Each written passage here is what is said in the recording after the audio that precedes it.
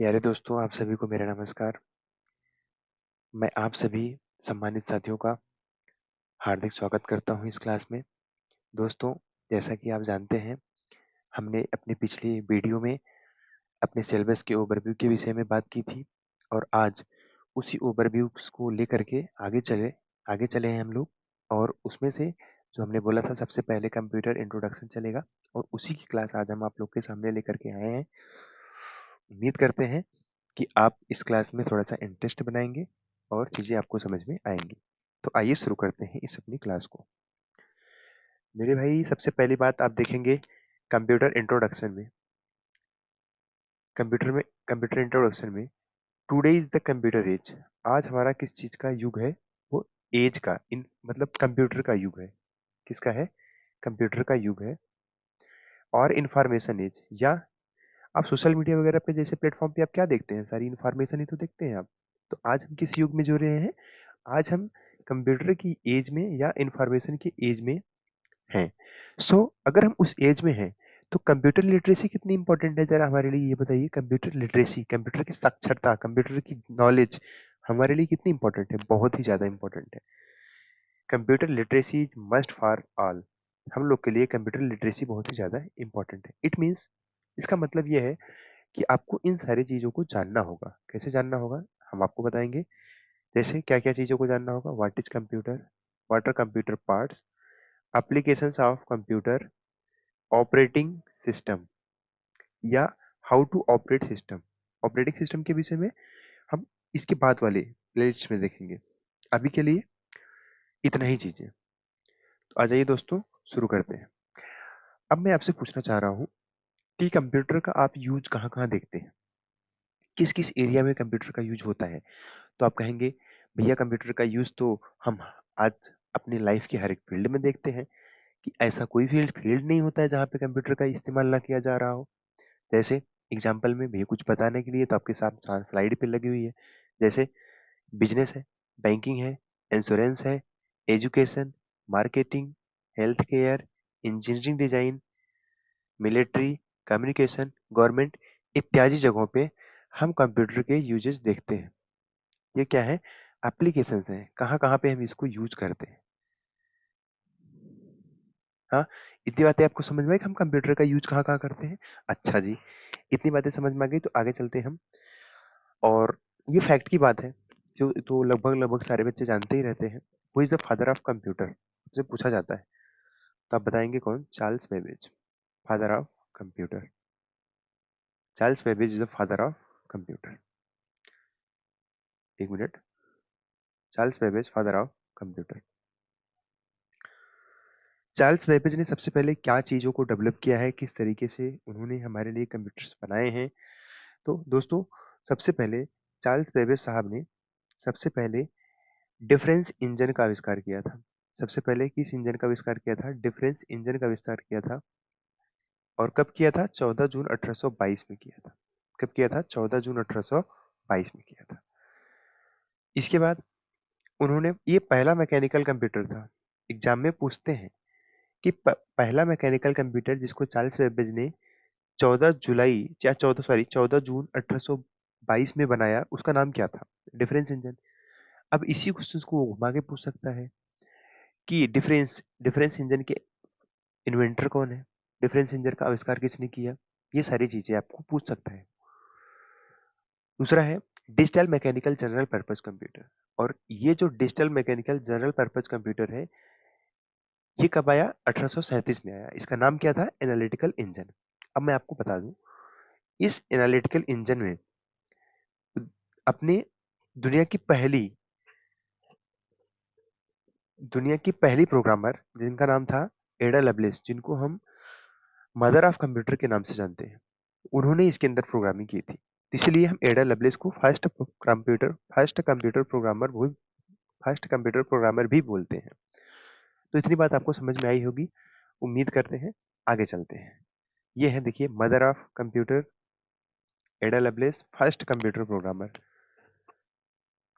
Mother of mother of computer एडा loveless. और ये क्या है? हमारी फर्स्ट कंप्यूटर प्रोग्रामर है। और ये पूछ सकता है कि एडा लवलेस ने किस डिवाइस के लिए, किस मशीन के लिए इन्होंने प्रोग्रामिंग की थी, उसी का नाम था एनालिटिकल इंजन, जो यहाँ पे मैंने आपको बताया। ये एनालिटिकल इंजन, इसी में इन्होंने प्रोग्रामिंग की थी, पहली प्रोग्रामिंग इन्होंने इसी में की थी। और चूंकि ये इनके साथ बनाई थी, ये चार्ल्स बेबेज के साथ जुड़ी थी, एडा जी, एडा लवलेस चार्ल्स बेबेज के साथ ये जुड़ी हुई थी, तो इसीलिए हम इनको बोलते हैं मदर ऑफ कंप्यूटर। इसलिए इनको हम क्या बोलते हैं, मदर ऑफ कंप्यूटर। उम्मीद करते हैं ये जानकारी आपको यहाँ तक समझ में आई होगी। इसके बाद आगे चलते हैं मेरे भाई। अब आते हैं हम कंप्यूटर डिफिनेशन पे, व्हाट इज कंप्यूटर। कंप्यूटर होता क्या है? तो प्यारे दोस्त, computer is a data processing machine. Computer एक डेटा प्रोसेसिंग मशीन है। ये जो डेटा प्रोसेसिंग मशीन है कंप्यूटर, इसके मात्र से आपको कुछ समझ में आया होगा, कुछ समझ में नहीं भी आया होगा। आगे पढ़ लेते हैं, पहले पूरी डिफिनेशन तो पढ़ लेते हैं। Computer is a data processing machine which convert, जो क्या करती है, कन्वर्ट कर देती है। किसको कन्वर्ट कर देती है? रॉ डेटा को। और किसमें कन्वर्ट कर देती है? यूजफुल इंफॉर्मेशन में। किसमें कन्वर्ट कर देती है? यूजफुल इंफॉर्मेशन में। अब एक चीज देखेंगे कि रॉ डेटा के सामने लिखा है अनऑर्गेनाइज्ड डेटा, और यूजफुल इंफॉर्मेशन के सामने लिखा है ऑर्गेनाइज्ड फैक्ट। यहाँ पे लिखा है अनऑर्गेनाइज्ड फैक्ट या ऑर्गेनाइज्ड डेटा भी बोल सकते हैं। अब ये डेटा प्रोसेसिंग जो टर्म है मेरे भाई, ये जो डेटा प्रोसेसिंग आपकी जो ये जो टर्म है, इस चीज को हमको बहुत ध्यान से समझना होगा। पहले तो हम डेटा के विषय में जान लेते हैं। डेटा क्या होता है ये सब लोग बता सकते हैं? डेटा जो होता है इसी को बोलते हैं, data is raw fact. Data is raw fact of information. Data is raw fact of information. Data क्या होता है? इंफॉर्मेशन का कच्चा तथ्य होता है। मतलब मेरा कहने का मतलब, कच्चा तथ्य कहने का मतलब क्या है? कच्चा तथ्य कहने का मतलब ये है कि जब तक कोई भी इंफॉर्मेशन प्रोसेस नहीं कर लेती है, सॉरी, जब तक कोई भी डेटा प्रोसेस नहीं कर लेता है, तब तक वो इंफॉर्मेशन में कन्वर्ट नहीं होता है। और यही फर्क होता है डेटा और इंफॉर्मेशन। एग्जाम्पल में मैंने आपको बोला कि हमने यहाँ पे दिया ए, यहाँ पे दिया एम, यहाँ पे दिया ए, यहाँ पे दिया एन। मैंने क्या लिख दिया? अमन। लेकिन ये एक डेटा है, देखिएंगे तो आप अलग अलग है डेटा। ये डेटा कैसे है? अलग अलग है। तो क्या ये ऑर्गेनाइज है? आप कहेंगे बिल्कुल ऑर्गेनाइज नहीं है ये डेटा। ये कैसा है? ये अनऑर्गेनाइज डेटा है। अब बताएंगे जरा ये डेटा अब ऑर्गेनाइज है कि नहीं है? तो आप कहेंगे जी तो बिल्कुल ऑर्गेनाइज है। इसमें तो अगर हम, जैसे बाहर से आदमी आएगा पढ़ेगा तो क्या पढ़ेगा? ए एम ए एन, ये पढ़ेगा, अलग अलग लेटर पढ़ देगा। तो अलग अलग लेटर जो, मतलब अभी प्रोसेस नहीं हुआ, जब मैंने प्रोसेस किया, क्या प्रोसेस किया मैंने? इन सारे जो हमारे लेटर थे इनको हमने एक पास ला दिया।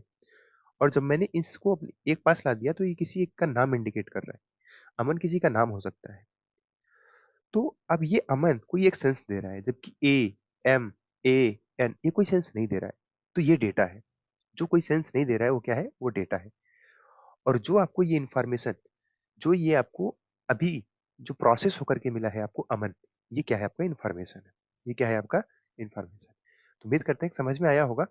बेसिकली हम ये समझेंगे कि कंप्यूटर एक डेटा प्रोसेसिंग मशीन तो है। अच्छा, अगली स्लाइड पे इसका एक फिगर है, मैं आपको उस फिगर के माध्यम से समझाऊंगा। देखिए, मैंने आपको बताया डेटा क्या है। डेटा रॉ फैक्ट है। डेटा क्या है? डेटा रॉ फैक्ट है। हम कंप्यूटर को डेटा ही इनपुट करते हैं। हम कंप्यूटर को क्या इनपुट करते हैं? डेटा ही इनपुट करते हैं। और कंप्यूटर हमको जनरेट करके देता है आउटपुट। कंप्यूटर हमको जनरेट करके देता है आउटपुट। और आउटपुट वो भी इंफॉर्मेशन के फॉर्म में, ऑर्गेनाइज्ड के फॉर्म में। ऑर्गेनाइज्ड डेटा देता है हमको। और ऑर्गेनाइज्ड डेटा ही इंफॉर्मेशन कहलाता है। ये जो आपका इंफॉर्मेशन है, ये ऑर्गेनाइज्ड डेटा है। ये कैसा डेटा है? ऑर्गेनाइज्ड डेटा है। जबकि ये क्या है? ये अनऑर्गेनाइज्ड डेटा है। ये अनऑर्गेनाइज्ड डेटा है। एग्जाम्पल में यहां से मैंने प्रेस किया ए एम ए एन, और इसका प्रोसेस करके बिना स्पेस के मैंने किया है AMAN, ये क्या है? ये कंप्यूटर के लिए डेटा दिया और ये उसको किस में कन्वर्ट कर दिया? किसी इंफॉर्मेशन में। ये काम करता है। और अनऑर्गेनाइज्ड डेटा से ऑर्गेनाइज्ड फॉर्म में जाने की प्रोसेस को ही बोलते हैं हम डेटा प्रोसेसिंग। इसी को हम क्या बोलते हैं? Data processing. आगे चलते हैं तो समझ में आ गया होगा, उम्मीद करते हैं। अब आ जाइए, मल्टीमीडिया डेटा क्या होता है और कंप्यूटर डेटा क्या होता है। देखिए, मल्टीमीडिया डेटा आप जानते हैं, अभी हम बताते हैं आपको। Multimedia, we work on multimedia data, हम काम ही किस पे करते हैं? मल्टीमीडिया डेटा पे काम करते हैं। बट कंप्यूटर किस पे काम करता है? कंप्यूटर किस पे काम करता है? कंप्यूटर बाइनरी डेटा पे काम करता है। हम किस पे काम करते हैं? मल्टीमीडिया डेटा पे काम करते हैं। जबकि कंप्यूटर किस पे काम करता है? कंप्यूटर बाइनरी डेटा पे काम करता है। कंप्यूटर बाइनरी डेटा पे काम करता है। ये क्या बवाल है? तो इसमें चीजों को समझिए जरूर। आप कोई भी टेक्स्ट लिखते हैं तो वो डायरेक्ट कंप्यूटर को समझ में नहीं आता, उसको क्या करता है? वो कन्वर्ट कर देता है। क्या करेगा? उसको कन्वर्ट करेगा किसमें? बाइनरी में। वो बाइनरी में कन्वर्ट कर देगा। आपने कोई इमेज दिया, उसको भी क्या करेगा? ये कन्वर्ट कर देगा। आपने कोई इमेज दिया, उसको भी क्या करेगा? ये कन्वर्ट कर देगा। और कन्वर्ट करेगा किस फॉर्म में? कन्वर्ट कर देगा ये आपको, ये भी डेटा को बाइनरी ही फॉर्मेट में कर देगा। तो आपने देखा कि हम कंप्यूटर को कोई भी डेटा अगर दे रहे हैं तो वो डेटा किस में चला जा रहा है? बाइनरी में। और जो डेटा हम दे रहे हैं वो कौन सा डेटा है? इसी को तो हम बोल रहे हैं मल्टीमीडिया डेटा। इसी को हम क्या बोल रहे हैं? Multimedia data. यहाँ पे देखिए इस स्लाइड में, तो आपको एक चीज समझ में आएगी। आपने यहाँ पे टेक्स्ट दिया, बिल्कुल दिया, किस में कन्वर्ट हुआ? बाइनरी में। आपने नंबर दिया, बाइनरी में। डेट दिया, बाइनरी में जाएगा। टाइम दिया, बाइनरी में जाएगा। ऑडियो, बाइनरी में। वीडियो, बाइनरी में। इमेज, बाइनरी में। एनिमेशन, बाइनरी में। कहने का मतलब ये है, अगर हम कंप्यूटर को कोई भी मल्टीमीडिया डेटा देते हैं तो कंप्यूटर उसको किस में चेंज कर देगा? कंप्यूटर उसको चेंज कर देगा बाइनरी डेटा में। क्यों? क्योंकि कंप्यूटर को बाइनरी लैंग्वेज ही समझ में आती है, उसको हमारी लैंग्वेज समझ में नहीं आती। तो उसको समझाने वाला कौन है? वो कन्वर्टर होते हैं। उसके अंदर अभी आगे क्लास चलेगी तो आपको बताया जाएगा किस तरीके से कन्वर्ट होता है। तो आप ध्यान दीजिएगा, कोई भी मल्टीमीडिया डेटा हमारा कंप्यूटर नहीं समझता है। हमारा कंप्यूटर सिर्फ और सिर्फ बाइनरी डेटा को समझता है, और ये सिर्फ और सिर्फ बाइनरी लैंग्वेज को समझता है। उम्मीद करते हैं कि ये आप क्लियर हुआ होगा। आगे चलते हैं। आ जाइए, कंप्यूटर कंप्यूटर पार्ट्स। कंप्यूटर के पार्ट्स कितने हैं? तो आपको यहाँ पे देखेंगे दो पार्ट इसके होते हैं। एक तो होता है हार्डवेयर और एक होता है सॉफ्टवेयर। हार्डवेयर मशीनरी पार्ट्स होते हैं, जबकि सॉफ्टवेयर प्रोग्रामिंग पार्ट होते हैं। आप अपने मोबाइल में देखेंगे तो आपके मोबाइल में क्या, आपके मोबाइल में मदरबोर्ड लगा होता है। आपके मोबाइल में मदरबोर्ड लगा है। आपके मोबाइल में डिस्प्ले लगा हुआ है। आपके मोबाइल में ब्लूटूथ लगा हुआ है। तो ये सब क्या है? ये हार्डवेयर डिवाइसेस है। ये क्या है? Hardware devices. तो सॉफ्टवेयर क्या है? सॉफ्टवेयर में आप देखेंगे, आप व्हाट्सएप चलाते हैं। व्हाट्सएप, व्हाट्सएप क्या है? व्हाट्सएप सॉफ्टवेयर है। एक्सेल, एक्सेल सॉफ्टवेयर है। वर्ड, ये भी एक सॉफ्टवेयर है।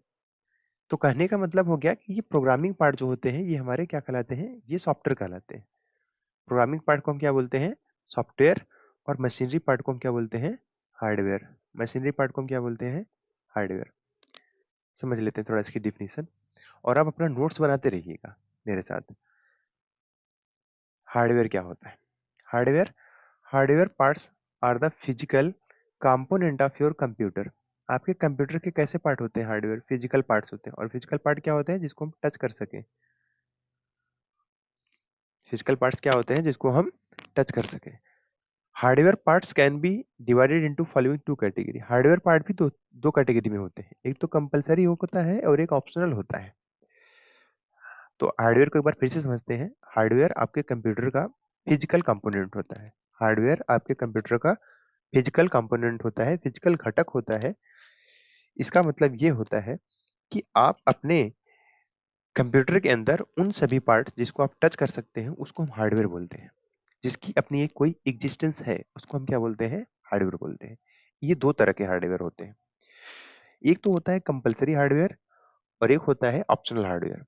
कंपलसरी हार्डवेयर क्या होते हैं? जैसे मैं आपसे बोलूं कि आप अपनी मोबाइल की स्क्रीन या आप अपने लैपटॉप की मॉनिटर जो आपकी लगी हुई है इसको निकाल के रख दीजिए, आप क्लास लीजिए, तो आप कहेंगे ये तो पॉसिबल नहीं हो पाएगा। तो वो क्या है आपके लिए? कंपलसरी है। मैं आपसे बोल दूं कि आप अपनी कंप्यूटर से कीबोर्ड हमको दे दो, अब आप टाइपिंग करो, तो आप बोलोगे ये कैसे हो पाएगा? तो ये कंपलसरी है। तो मतलब कंप्यूटर को चलाने के लिए, ऑपरेट करने के लिए जो बेसिक चीजें हैं जिसके बिना काम चल ही नहीं सकता, वो कंपलसरी के अंदर आएगा। और ऑप्शनल के अंदर कौन आएगा? ऑप्शनल के अंदर आएगा जैसे ब्लूटूथ। बिना ब्लूटूथ के हमारा काम नहीं चलेगा? बिल्कुल चल जाएगा। ऑप्शनल पार्ट वो पार्ट होते हैं जिसको हम अपनी जरूरत के अनुसार लगाते हैं। हमको जरूरत है ब्लूटूथ की, हम ब्लूटूथ ऐड करेंगे। हमको जरूरत है स्पीकर की, स्पीकर ऐड करेंगे। हमको जरूरत है प्रिंटर की, तो प्रिंटर ऐड कर लेंगे। तो मेरा कहने का मतलब यह है कि ऑप्शनल पार्ट आप अपने जरूरत के हिसाब से लगाते हैं, जबकि कंपलसरी कंपलसरी पार्ट उसमें उसके बिना आपका कोई काम ही नहीं हो सकता। इतनी बात आपको क्लियर है? उम्मीद करते हैं कि इतनी बात आपको क्लियर हुई होगी। अब हम देख लेते हैं कंपलसरी पार्ट्स के। जैसे हमारा मॉनिटर हो गया, जैसे हमारा सीपीयू हो गया, माउस हो गया, कीबोर्ड हो गया, ये सब हमारे कैसे पार्ट्स हैं? ये सब हमारे कंपलसरी पार्ट है। ये सब हमारे कैसे पार्ट है? ये सब हमारे कंपलसरी पार्ट है। यहाँ पे एक शॉर्ट फॉर्म लिखा गया है वीडियो। इसका पूरा नाम क्या होता है? इसका पूरा नाम होता है visual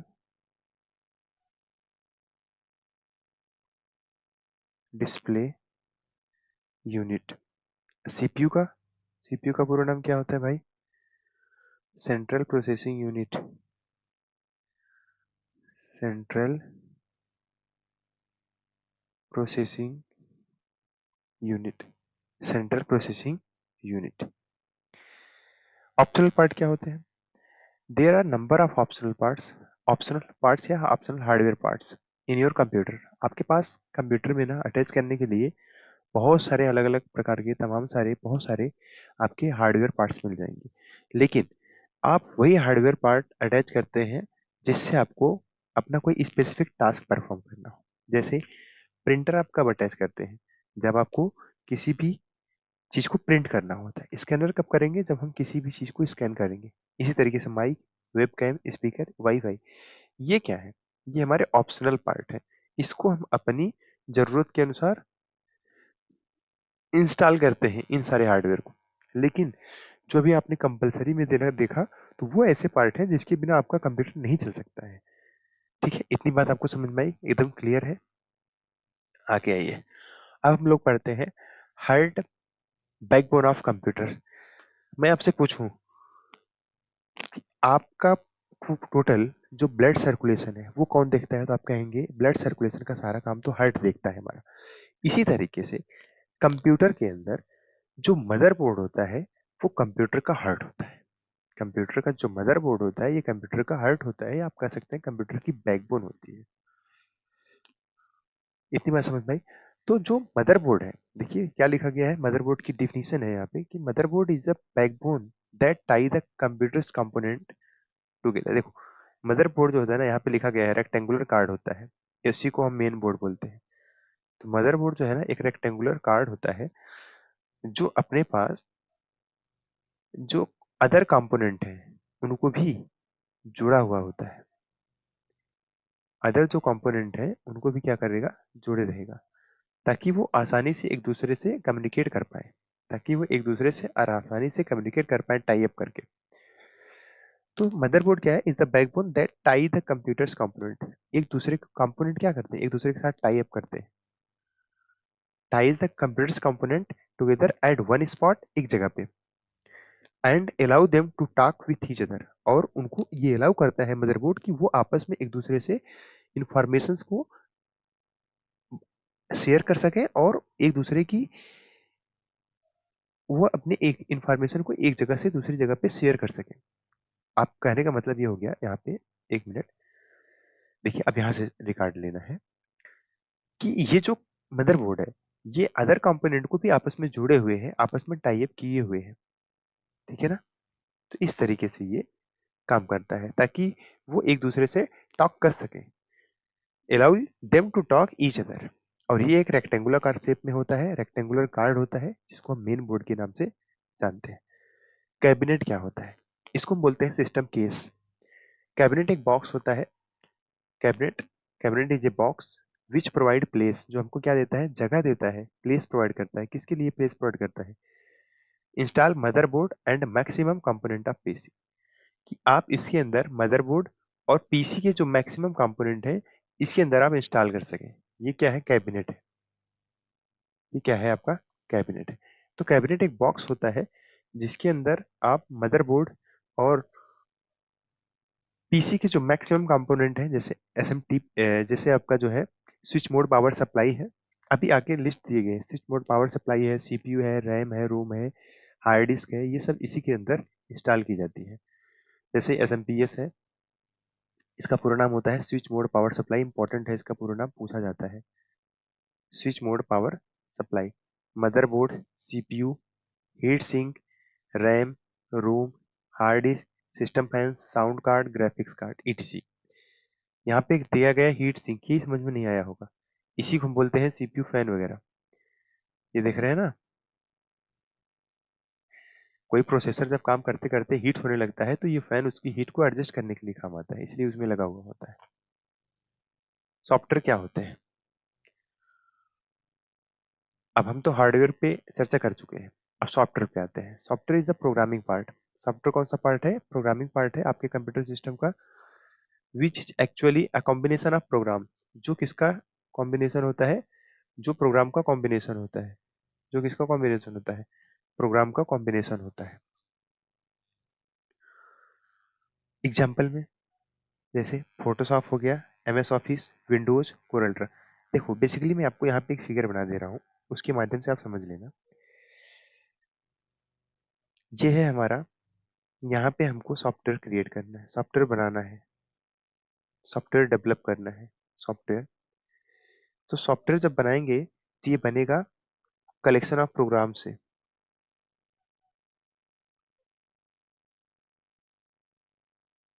collection of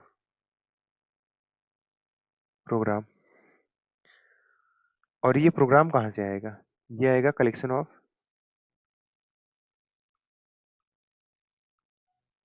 collection of,